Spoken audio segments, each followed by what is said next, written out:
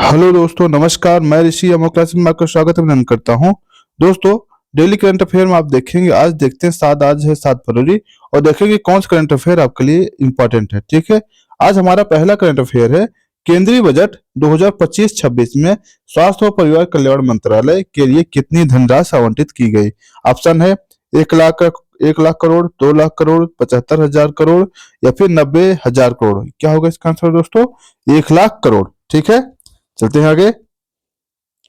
देखिएगा, केंद्रीय बजट 2025-26 स्वास्थ्य और परिवार कल्याण मंत्रालय के 1 लाख करोड़ रुपए आवंटित किए गए। दोस्तों, जल्द ही आपके लिए हम बजट के लगभग 25 प्लस क्वेश्चन लेकर आएंगे, जो आपके बजट सबसे मोस्ट इंपॉर्टेंट प्रश्न होगा उसको। साथ ही दोस्तों, समीक्षा के लिए भी ऐसे ही 25 क्वेश्चन की लेकर आएंगे, जो आपके बजट एवं समीक्षा के लिए बहुत इंपॉर्टेंट होगा, जो हर एग्जाम के लिए, चाहे पीसीएस हो, आर हो, जिसमें आप बैठ रहे होंगे या किसी भी वनडे एग्जाम में बैठ रहे होंगे, उसके लिए इंपॉर्टेंट होगा। 1 से 2 दिन में आपको मिल जाएगा। ठीक है, क्या है? वित्त वर्ष 25-26 के लिए बजट में स्वास्थ्य का हिस्सा कितना है दोस्तों? 25 में 1.9 से मामूली रूप से बढ़कर कितना हो? 1.97 हो गया। अगर पूछा जाए जीडीपी का, जीडीपी में कितना परसेंट हिस्सा है इसका स्वास्थ्य का, क्या हो जाएगा? 1.97%। ठीक है, आगे चलते हैं। अगला प्रश्न है आपके, हाल ही में किस प्रदेश ने अपने स्थानीय भाषा को सभी निकायों के लिए आधिकारिक रूप से उपयोग लाना अनिवार्य कर दिया है? दोस्तों, आपके सामने ऑप्शन क्या है? राजस्थान, मध्य प्रदेश, महाराष्ट्र, उत्तर प्रदेश। क्या होगा इसका आंसर दोस्तों? महाराष्ट्र। महाराष्ट्र ने क्या कर दिया? सभी स्थानीय निकायों और सरकारी कार्यालयों में कहा है कि जो उनकी भाषा है, क्या मराठी, मराठी क्या कर दिया है? अनिवार्य कर दिया है। ठीक है, इस एक्सप्लेनेशन देख लीजिएगा।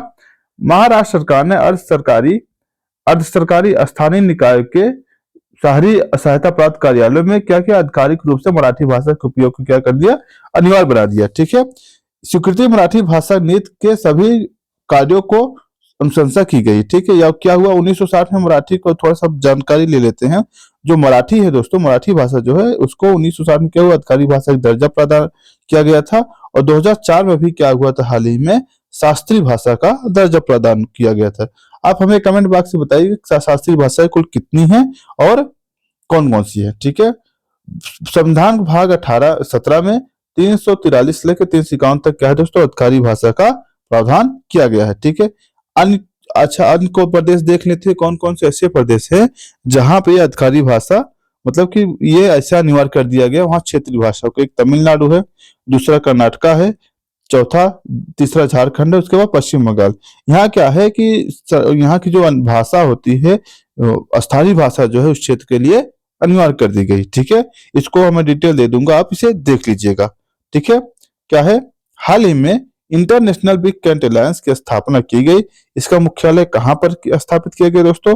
फ्रांस में, भारत में, रूस में, भूटान में। क्या होगा इसका आंसर? इसका आंसर क्या है? भारत। कहाँ पर स्थापित किया गया? भारत में। ठीक है, देखते हैं। इंटरनेशनल बिग कैंट अलायंस आधिकारिक रूप से 23 जनवरी 2025 को क्या हुआ? भारत में मुख्यालय के साथ साथ एक संधि आधारित आंतरिक अंतर सरकारी संगठन की विधिक इकाई बन गया। ठीक है, यानी जो कैसा हुआ अभी क्या है, अब इसके पहले घोषणा की गई थी, लेकिन क्या हुआ? अभी से स्थापना कर दिया गया। ठीक है, इसका शुभारंभ कब किया गया था?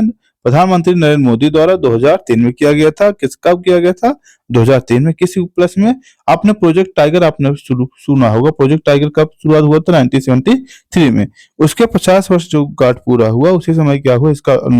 इसकी शुरुआत किया गया। ठीक है, इसको कार्यान्वयन कौन कर रहा है? पर्यावरण और जलवायु परिवर्तन मंत्रालय द्वारा किया जा रहा है और राष्ट्रीय बाघ संरक्षण प्राधिकरण के माध्यम से। एनटीसीए आप मुझे कमेंट करके बताइए कि इसकी स्थापना कब की गई थी। ठीक है, यह संरक्षण विशेषज्ञता साझाकरण और संरक्षण के पहलों को वित्त पोषित करने तथा प्राविधिक ज्ञान को संग्रह करने के उद्देश्य मंच है।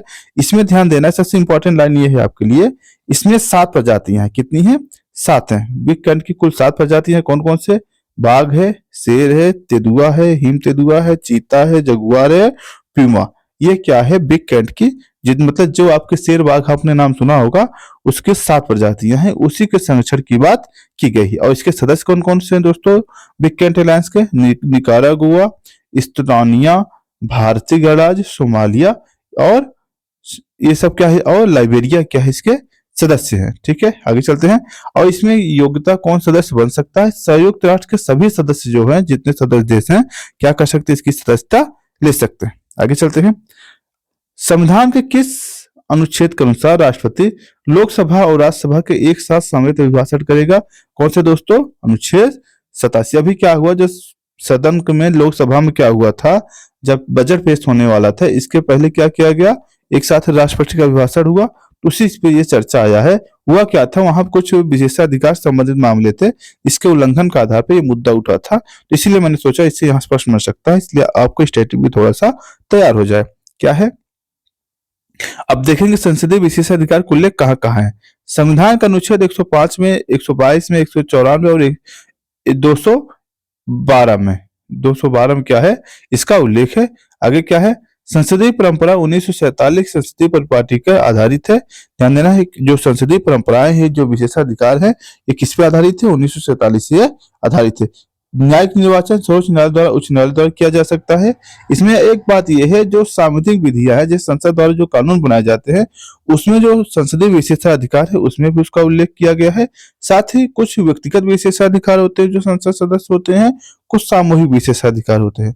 जो व्यक्तिगत विशेषाधिकार उसमें होता है अभिव्यक्ति की स्वतंत्रता, विधिक कार्यवाही से उन्मुक्ति, गिरफ्तारी से उन्मुक्ति, ये क्या है? आपके व्यक्तिगत विशेषाधिकार है, किसके? संसद के सदस्यों का। ठीक है, साथ ही दोस्तों सामूहिक विशेषाधिकार, उसमें गुप्त बैठक होना, अनुमंत्रण शक्तियां, न्यायिक उन्मुक्तियां, ये सब क्या है? आपके क्या नाम है? सामूहिक विशेषाधिकार। ये संसद के सदस्य या विधानसभा के जो सदस्य होते हैं, उनकी उन्मुक्तिया की बात की गई है।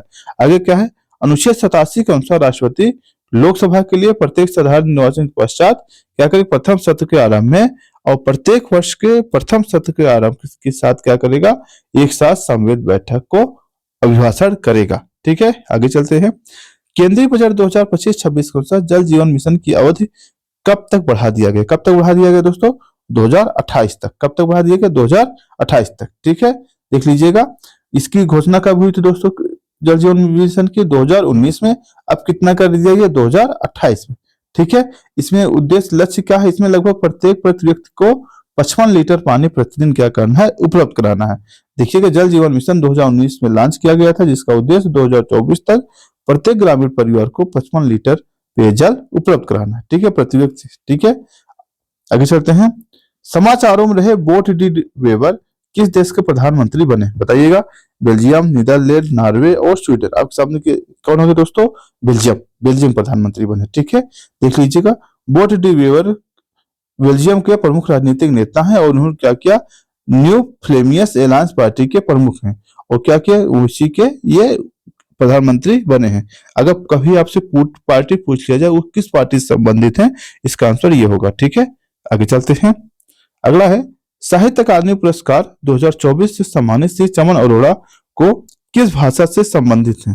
यानी कि जो चमन अरोड़ा जी हैं उस किस भाषा से संबंधित हैं, जिसकी वजह से उनको साहित्य अकादमी पुरस्कार मिला है, जिसमें लिखने के लिए वो कौन से दोस्तों? डोंगरी। किसमें है? डोंगरी भाषा से। ठीक है, देखिएगा क्या है, श्री चमन अरोड़ा डोंगरी और उनकी पुस्तक एक अहोरा अश्वत्थामा साहित्य अकादमी 2024 के लिए सम्मानित किया गया।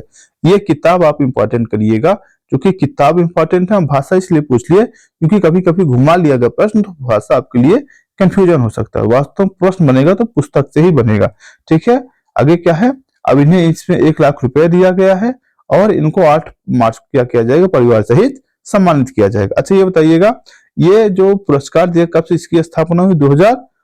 1954 से हुई है।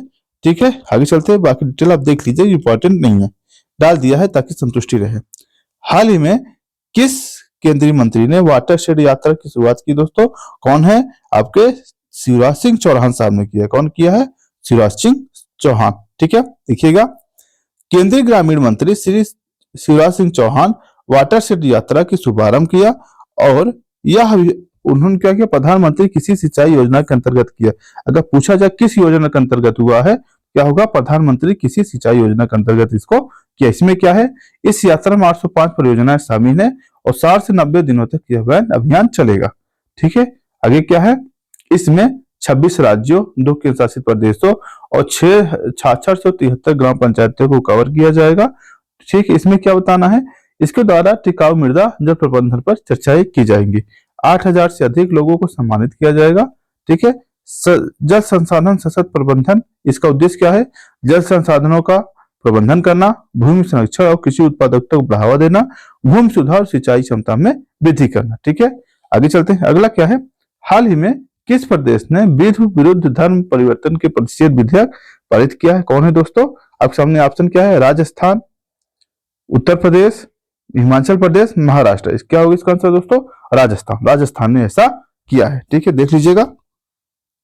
हाल ही में राजस्थान विधानसभा में चिकित्सा मंत्री कौन? गजेंद्र सिंह खींवसर राजस्थान में धर्म विरुद्ध संपरिवर्तन प्रतिषेध विधेयक 2025 को प्रस्तुत किया। क्या है इसमें? इसका उद्देश्य क्या है? किसी भी व्यक्ति या संस्था द्वारा धोखाधड़ी, बलपूर्वक या अनुचित प्रभाव से क्या कर सकता है? किसी का धर्म परिवर्तन नहीं कराया जा सकता। ठीक है, और इसे अवैध माना जाएगा। क्या किया जाएगा? अवैध माना जाएगा। आगे चलते हैं। 3D ट्विन मैपिंग देश का पहला शहर कौन सा बना है दोस्तों? आपका वाराणसी बना है। कौन सा बना है? वाराणसी बना है। ठीक है, हवाई सर्वे के बाद 160 वर्ग किलोमीटर 3D मैप तैयार हुआ। भीड़, सीवर, पेयजल जैसी बुनियादी सुविधाओं को प्रबंधन मिलेगा। ठीक है, अगला क्या प्रश्न है? हाल ही में उत्तर प्रदेश में किस जिले में 80 बीघे औद्योगिक पार्क की स्थापना करने की निर्णय लिया गया है? क्या है ऑप्शन आपके सामने?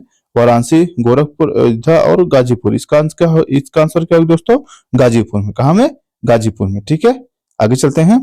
देश का पहला शहर जहां पर 9 एक्सप्रेसवे गुजरेंगे, क्या होगा दोस्तों? उसका आंसर लखनऊ। क्या होगा उसका आंसर? लखनऊ होगा। ठीक है, देखिएगा, राजधानी लखनऊ बनेगा एक्सप्रेसवे का सिटी ऑफ इंडिया। ठीक है, और देश का इकलौता शहर है जहां पर 9 एक्सप्रेसवे गुजरेंगे। ठीक है, आगे चलते हैं। हाल ही में कौन यूपी का पहला डिजिटल नगर नेपाल बना? क्या है इसका आंसर दोस्तों? मिर्जापुर। क्या है? मिर्जापुर। ठीक है, आज के लिए इतना ही दोस्तों। ठीक है।